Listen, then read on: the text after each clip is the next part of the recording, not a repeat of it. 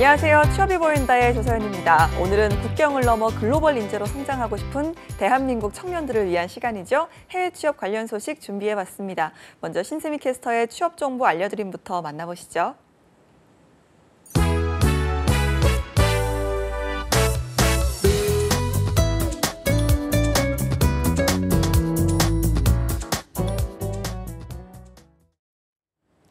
네, 안녕하세요. 취업 정보 알려드림의 신샘입니다. 오늘의 대기업 채용 소식입니다.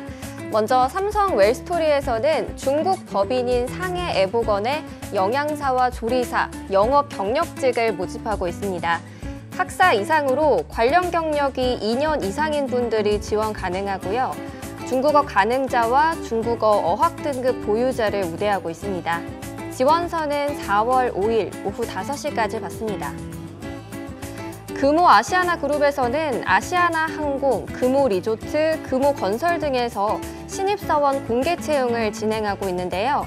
2019년 8월 졸업 예정자 또는 이미 졸업한 분들이 지원할 수 있고요. 관련 분야의 자격증을 보유한 분들을 우대합니다. 지원서 마감은 4월 5일 오후 6시까지입니다. 그리고 신세계 INC에서는 신입 IT 프로그래머를 채용하고 있는데요. 2019년 8월 졸업 예정자 또는 이미 졸업한 분들이 지원할 수 있고요. 프로그래밍이나 데이터베이스, 보안 등 IT 관련 자격증 보유자를 우대합니다. 지원서는 4월 7일 자정까지 받습니다. 마지막으로 한화 갤러리아에서는 채용 전제형 대졸 인턴 사원을 모집하고 있습니다. 4년제 대학을 졸업한 분들 또는 2020년 2월 졸업 예정자까지 지원 가능하고요. 영어나 프랑스어, 이태리어 등 외국어 능력이 우수한 분들을 우대하고 있습니다. 모집 기간은 4월 9일 오후 3시까지입니다. 이상으로 취업 정보 알려드림의 신샘이었습니다.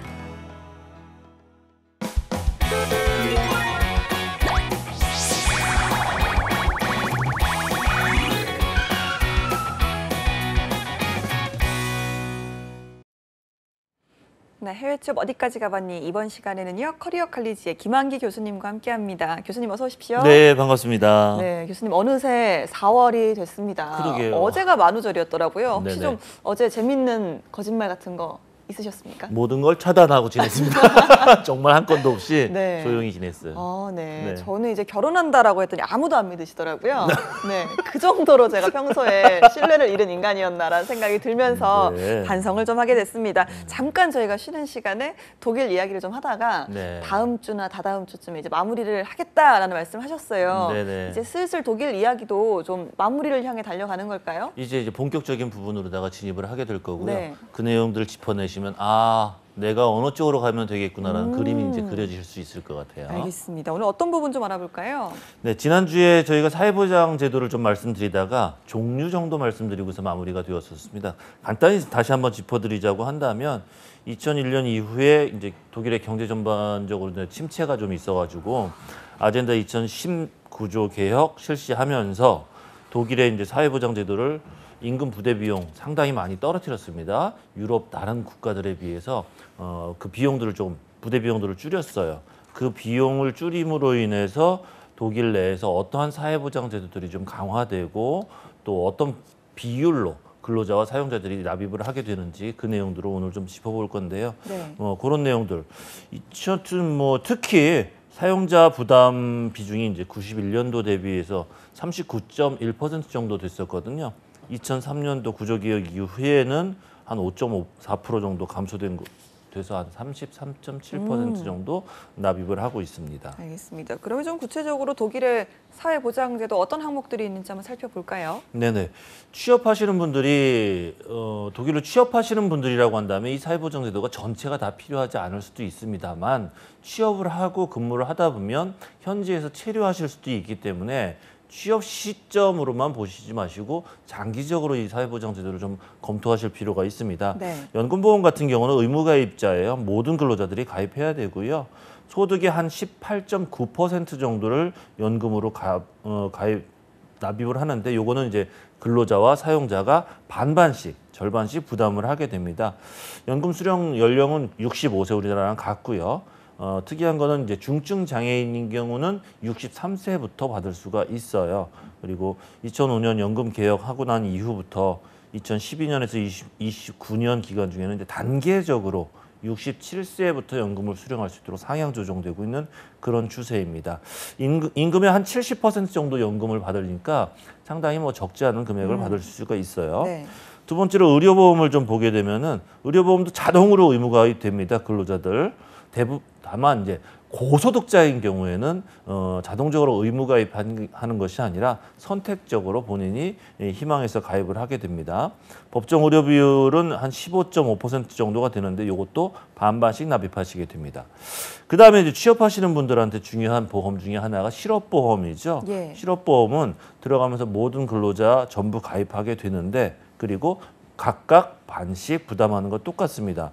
그리고 만약에 실업 상태로다가 돼서 내가 실업보험 급여를 받는다. 그러면 임금에 그동안에 받았던 금액의 약 67% 정도를 받게 되고요. 요건 이제 자녀가 있으신 분들, 자녀가 없는 분들은 급여 대비 한 60% 정도의 실업수당을 받으실 수가 있습니다. 그 다음에 중요한 게 이제 산재보험이죠. 이거는 법적으로 강제적으로 가입할 수 있도록 돼 있어요. 예. 자동 가입 뭐 이런 것이 아니라 강제적이에요. 그래서 여러 가지 직업병이라든지 산업재해 같은 경우 근로자하고 가족 보호해야 되거든요. 그래서 근로자라고 한다면 뭐 농민이나 간해 근로자, 훈련생 전부 포함합니다. 자동적으로 가입하고요. 제조업 평균적으로는 약 1.13%의 보험료율로 책정이 되어 있는데 요거는 특이한 게 사용자가 전액을 부담합니다. 사용자가 전액을 부담합니다. 다만 이제 업종별로 약간의 차이는 있을 수가 있다. 마지막 이제 간병보험인데 요거는 1.95% 노사 각 50% 정도씩 가입을 하게 됩니다. 뭐 한 가지 정도만 좀 더 언급을 해드리자고 한다면 사회보험 가입할 때 임금이 낮은 사람들도 이런 거 전부 똑같이 가입해야 되나요? 이건 불공평한 거 아닌가요? 이런 형평성 문제가 있을 수도 있기 때문에요. 저임금 부분은 원칙적으로 사회보험 가입 의무가 적용되지 않는 불안전 고용이라고 하는 부분으로 구분이 돼 있고 월급으로 보게 되면 한 450유로 이하로 받으시는 분들은 제외되고 있어요. 그다음에 사회보험 가입 의무가 적용되는 조정 영역이라고 하는 부분이 있는데 요거는 450유로 초과 그다음에 850유로 미만인 경우 이런 경우에는 조금 비율을 좀 조정해서 가입하실 수 있는 그런 부분으로 결정이 되고요. 사회보험 법적인 관점에서 보게 되면은 일반적이다, 정상적인 근로관계다 이럴 경우는 월 지급 임금액의 이제 850유로 이상인 사람들만 정상적인 근로관계에 포함되어 있는 사람들이다라고 보시면 되기 때문에 여러분들이 정상적인 근무를 하시게 되면 850유로 이상 받으시고 근무를 하시게 되겠죠. 사용자에 대해서는요. 근로자 임금 총액 대비한 보험 요율이 정해지고 그대로 적용되기 때문에 실제적으로 따지면 우리 근로자들보다는 더 많은 비율을 정부에다 보험료로 납입하게 됩니다. 알겠습니다. 임금 확인하고 이제 보험까지 확인을 했으면 네. 다음으로 또 가장 궁금한 게 바로 세금제도 아니겠습니까? 그렇죠. 얼마나 내야 되는지 한번 확인을 좀 해주시죠. 여러분들 뭐 익히 들어서 아시겠어요? 독일 세금 쌉니까 비쌉니까? 네, 과세 비율이 상당히 높죠. 네, 높은 걸로 알고 있습니다. 네.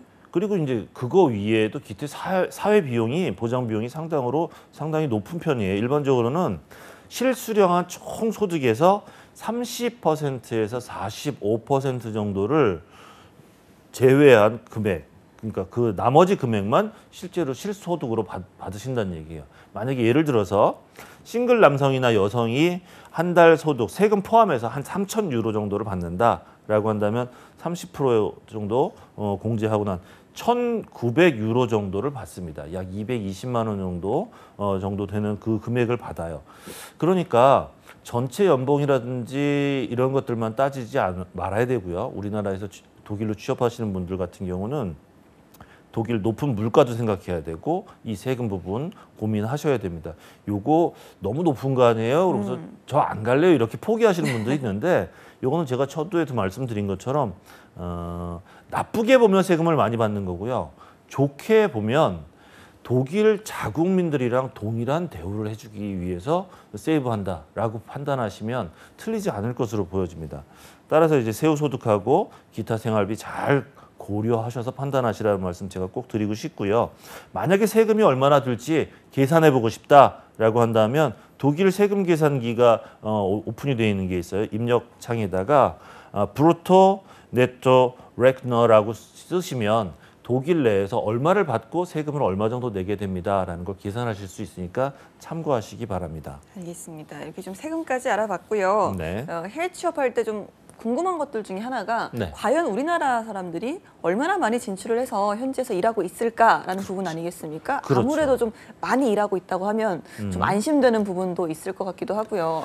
독일에는 얼마나 많이들 나가 계시는지 알려주시죠. 과거에는 굉장히 많이 나갔었죠. 예, 정상적인 취업이 아니어서 그렇지. 네. 그러나 이제 정상적인 취업으로다가 따지게 되는 건 한 2014년부터 한번 통계를 보면서 자료 화면을 보시면 될 것 같아요. 보통은요, 일본이 가장 많았습니다. 네. 4년 통틀어서 봐도 일본이 가장 많고요. 인접해 있기 때문에. 그 다음에는 이제 싱가포르 쪽이나 미국 쪽이 좀 많았었어요. 독일 수치 한번 보시겠습니까? 14년도에 27명밖에 안 됐어요. 네. 그러다가 73, 64, 78 조금씩 올라가고 있습니다. 네. 큰 폭으로 상승하는 건 아니지만 2014년 대비 17년으로 보게 되면 굉장히 많은 폭이 올라간 거예요. 그렇죠. 이건 100%, 200%, 300% 이상 올라간 거거든요. 그렇다고 한다면 신장폭은 굉장히 큰 것이다. 뒤에서도 말씀드리겠지만 이 신장폭은 그럴 수밖에 없는 상황이 독일 내에 처해져 있습니다. 2013년도 월드잡 플러스에서 보게 되면은 전체적으로 해외 취업한 사람이 1,600명 정도밖에 안 돼요. 예. 그런데 17년도에는 5,100명이 넘었단 말입니다. 그만큼 우리가 이제 해외 취업을 많이 하는 거고요. 독일 같은 경우만 이제 찝어 본다고 하더라도 27명에서 78명으로 굉장히 많이 증가하고 네. 있습니다. 그 내용들에 대해서 한번 짚어보도록 하겠습니다. 예. 그래도 뭐 일본 말씀하신 것처럼 미국 또 싱가포르 이런 국가에 비하면 적은 편이긴 하네요. 그렇죠. 그래서 제가 전체적으로 이제 해외 취업한 전체 인원을 제가 말씀을 드렸는데 한국 내에서 뭐니 해도 가장 해외 취업에 역할을 많이 한 것은 K무비 사업이었어요. 그래서 독일 취업하신 분들 같은 경우는 215명 정도로 전체 해외 취업자 대비해서 약 한 1.5% 정도밖에 안 되는 적은 예. 수였었습니다. 근데 이걸 보면요. 유럽의 독일 말고 유럽의 다른 나라들의 취업한 취업자들 대비해서 보게 됐을 때 총 339명 정도 되거든요. 네. 근데 63% 오. 이상이 독일로 간 거예요. 예. 그러면 다른 나라들 말고 유럽 지역에 진출한 것 치고는 독일이 상당히 많다라고 그러네요. 보시면 네. 되겠습니다. 그러니까 다시 말하면 이제 취업하기 가장 유명한 국가 중에 하나인 게 유럽 중에서 독일이다라고 예. 보시면 되겠습니다. 알겠습니다. 이렇게 좀 숫자 자체는 적지만 독일로 유럽 중에서도 독일로 많이 가셨다는 건 그래도 네. 독일에 좀 노른자가 많다 이렇게 이해할 수 있는 걸까요? 이야, 핵심적인 걸 짚으시네요. 네. 노른자 잘 네. 짚어보시면 될 것 같습니다. 어느 나라든지요. 글로벌 비즈니스를 하기 때문에 외국계 기업들이 상주하고 그다음에 현지 기업들이 상주합니다. 근데 그 외국계 기업 중에 하나가 이제 우리 한국 기업들도 될 수 있을 텐데요. 화면 자료 한번 보시겠어요? 역시 2014년부터 17년까지 통계를 보게 되면 방금 말씀드린 것처럼 27에서 78로 증가됐단 말입니다. 네. 그런데 외국계 기업하고 그 밑에 있는 한국 진출 기업과 한인 기업 통계적으로 다 이렇게 조금 보게 되면요. 우선 대부분의 경우에는 외국계 기업보다는 한국 기업이나 한인 기업의 취업이 많이 이루어지는 것으로 숫자상으로도 표시가 되고 있어요.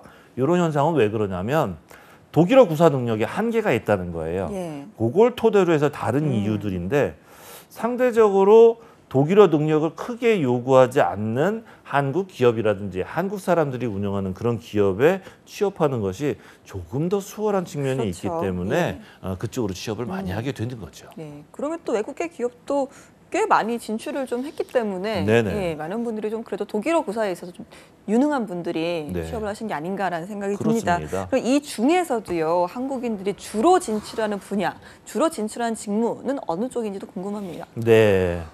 한국인 구직자분들 보게 되면 직종별로 취업 현황 보시면 아무래도요 사무직과 서비스직이 절대적으로 많아요. 절대적으로 많습니다. 화면에 보이시죠? 특히 물류라든지 영업 관련 직무에 취업하시는 분들이 절대적으로 이제 많은 편인데 한국 기업에서 요 해당 직무에 대해서 한국 사람들을 많이 필요로 하고 있다는 거예요. 수요가 지속적으로 존재하기 때문에 이쪽으로 많이 진출을 하시게 됩니다.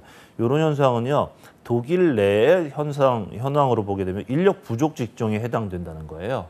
어느 나라든지 인력이 부족한 그런 직종들을 조사하게 되는데 지속적으로 취업 유명 직종으로 거론되어 오던 IT 업종이 있고요. 그다음에 의료 보건 이런 경우는 아직 실제 취업자 수는 많지 않지만 인력난의 심각성 등을 이유로 해서 2017년도에 그 분야의 취업자 수가 훅 올라가게 됐습니다. 알겠습니다. 네. 점점 좀 독일에 취업하는 한국인 숫자도 증가를 하고 있고 분야도 좀 다양해지고 있다라는 것까지 확인을 좀 했습니다. 네. 중요한 건 앞으로도 이런 상승세 또 확대를 하는 그 세가 좀 더 늘어날 것인가 하는 부분 아니겠습니까? 그렇죠, 그렇죠. 이게 계속 될 것이냐 멈출 것이냐에 따라서 행보가 결정이 될 텐데요.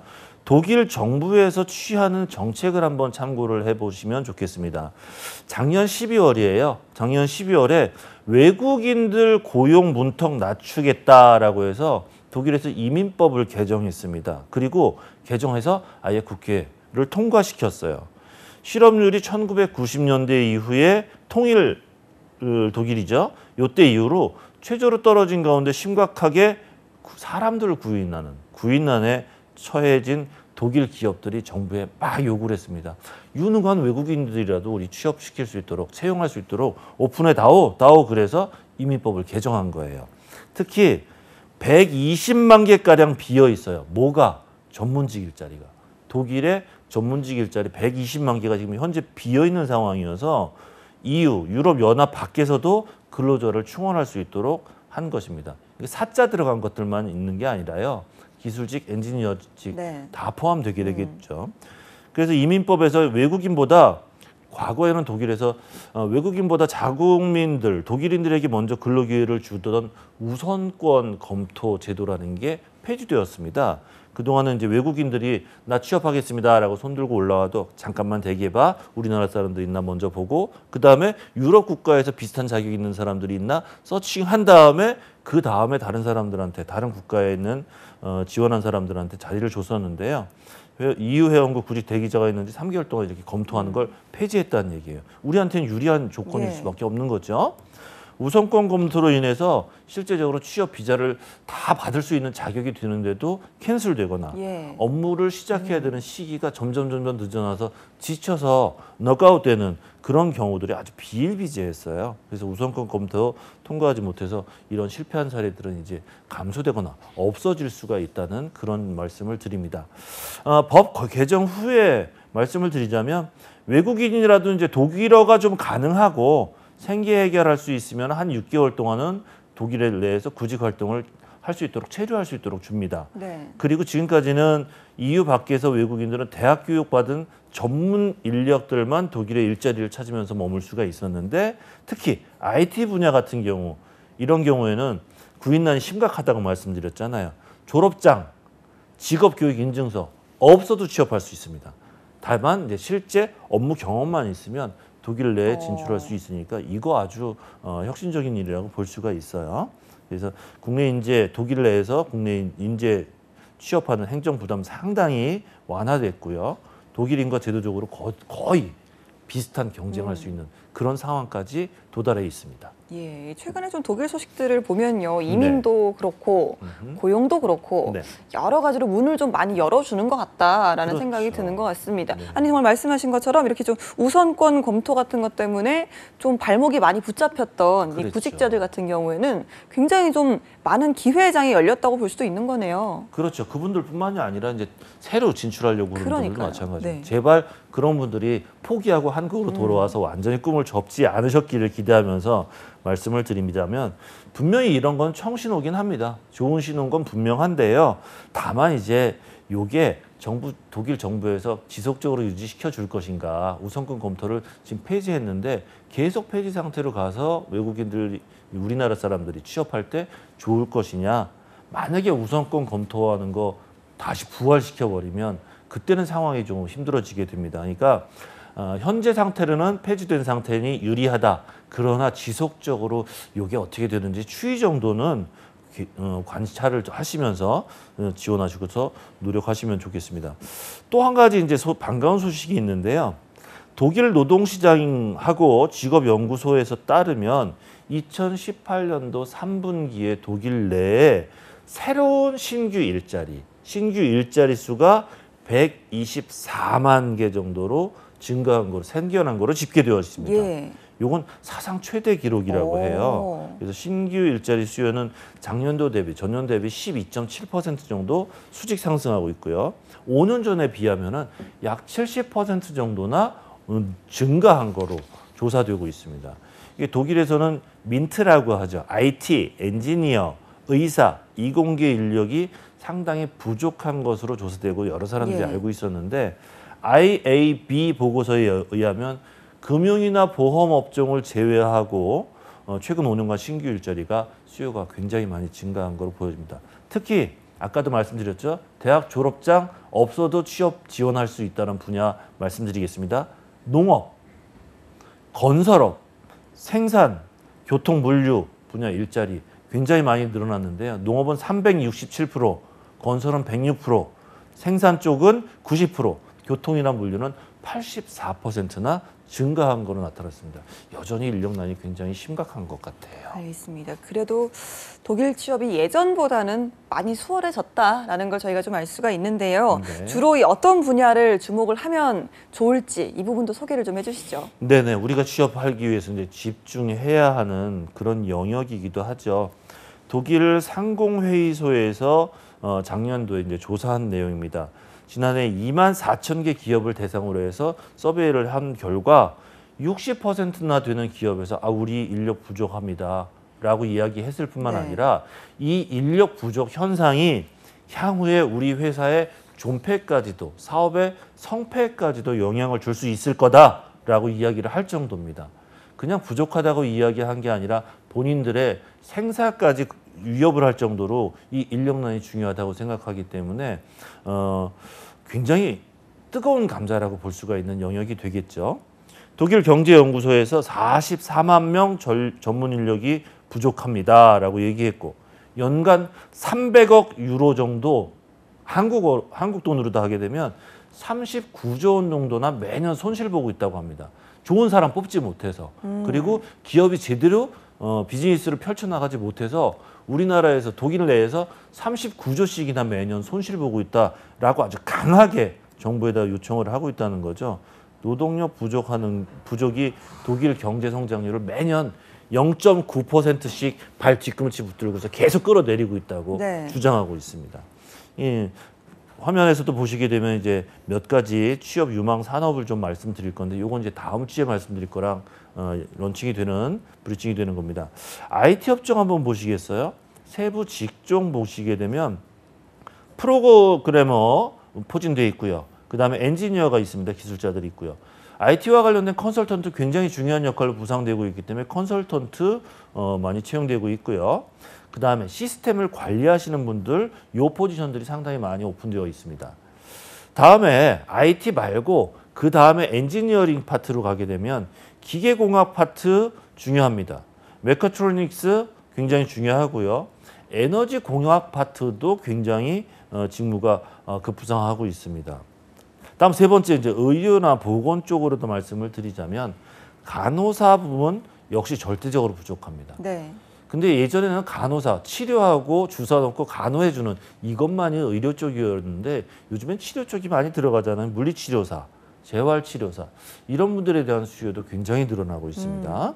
다음 아까 말씀드린 것처럼 물류나 영업 분야 요 분야도 상당히 많은 사람들을 채용하고 또 인력이 부족한 그런 영역이기 때문에 취업을 지원하시려고 하시는 분들은 좀 집중해서 포커싱해서 조사해 보시면 좋을 것 같습니다. 네, 이렇게 좀 유망 직종 저희가 거의 모든 국가에서 언급을 하잖아요. 네네. 근데 항상 빠지지 않고 등장을 하는 비슷하죠. 게 IT, 네. 엔지니어, 네네. 그다음 간호 이 부분인 것 같습니다. 저는 그렇습니다. 뭐하러 이공계 안 가고 인문계 왔을까? 그러셨나요? 라는 생각이 좀 들면서 네. 이 중에서도 말씀하신 이 산업과 직종 가운데서도 한국인들이 좀 도전을 해보면 좋을 만한 분야가 있다면 어떤 곳이 있을까요? 말씀드렸듯이 가장 핫한 분야입니다. 가장 핫한 분야인데 인력 부족한 직종 중에서 가장 많은 인력을 필요로 하는 직종은 역시 전문병원 간호사입니다. 병원당 병원마다 쫓아가서 물어보면요. 3사람이나 4사람 자리 정도는 비어 있다고 합니다. 오. 야, 이거 우리나라 사람들 같은 경우는 그러니까요. 꿈도 못 꿀 네. 일이죠. 오. 네. 한국에서 간호사와 관련된 전공하신 분들이 있다면 물론 아까 말씀드린 것처럼 독일어를 좀 공부하셔야 돼요. 독일로 가시게 되면 어느 병원이든지 네. 내가 생활할 수 있는 터전과 가까운 그런 곳에서 근무하실 수가 있어요. 여기에다가 인더스트리 4.0과 함께 이제 아까 말씀드렸던 민트 산업 분야 있잖아요. 여기에는 150만 개 이상이나 직업 포지션이 늘어날 것으로 예상되고 있어요. 여기에는 간호사, 물리치료사, 재활치료사 이런 것과 관련된 보건의료 분야 전문가 포함됐고요. 그다음에 IT 전문가도 포함됩니다. 거기에다가 IT 말고 이공계열 전문 인력들, 한국 구직자들한테는 굉장히 희소식이 아닐 수 없습니다. 우리나라 IT 강국이라고 하지 않습니까? 그러니까요. 그 다음에 독일 내 인력 부족 직종으로 선정된 거는 아닌데요. 아닌데 물류나 영업 분야, 요거는 이제 한국 사람들이 많이 필요하다고 제가 서두에서 말씀을 드렸죠. 한국 기업이나 한국 사람들, 한인 기업에서 한국 사람들을 많이 채용해서 물류나 영업 파트를 많이 채용을 하고 있습니다. 역시 앞에서 말씀드렸던 일반적인 경쟁 대상인 직종들, 그다음에 한국인들이 좀 유리한 그런 직종들 말씀을 드렸어요. 결론적으로 좀 말씀드리자면요.